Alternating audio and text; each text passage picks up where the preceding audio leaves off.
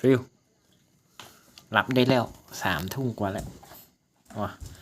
ในสายลิงเฉยยายรับแล้วนะ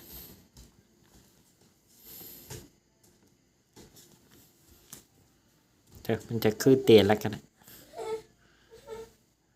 แมวกับเอาขึ้นเตียนน้อยหลับเถอะหลับเถอะ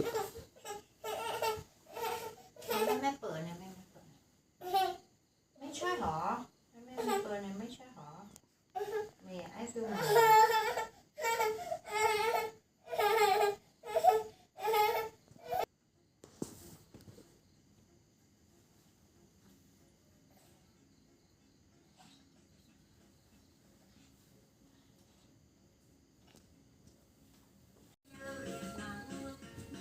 ไป